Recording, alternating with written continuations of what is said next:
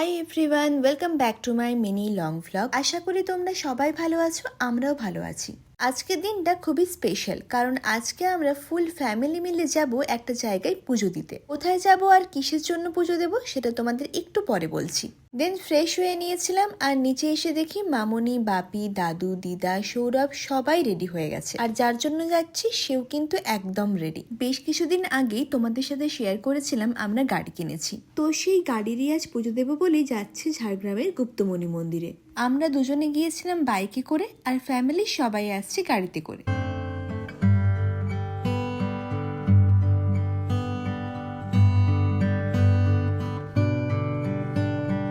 ব্যাস পৌঁছে গেছি মন্দিরে। পৌঁছে আমরা কিছুক্ষণ ওয়েটই করছিলাম, কারণ বাড়ির লোকেরা তখনও এসে পৌঁছায়নি। এখানের এই দোকানগুলো থেকে পুজোর যা যা সামগ্রী দরকার হয় সেগুলো সব কিনে আমরা লাইনে দাঁড়িয়ে পড়েছিলাম। আমরা যখন লাইনে দাঁড়াই তখন কিন্তু বেশ ভালোই ভিড় হয়ে গেছিল। আসলে ছুটির দিন হওয়ার জন্য আমাদের অনেকটা দেরি হয়ে গেছিল ঘুম থেকে উঠতে, তাই এখানে আসতে আসতে প্রায় 9:30 বেজে গিয়েছিল। প্রায় 1 ঘন্টা মতন দাঁড়ানোর পরে আমরা মন্দিরে ঢুকতে পেরেছিলাম।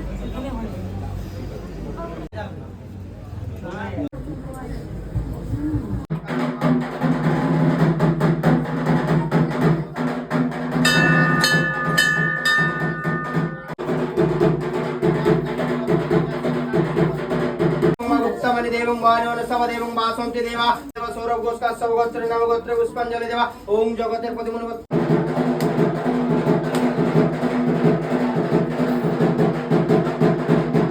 মন্দিরের ভেতরে মা গুপ্তমণির কাছে পুজো দেওয়ার পরে এবার আমাদের গাড়ি পুজোর পালা ছিল।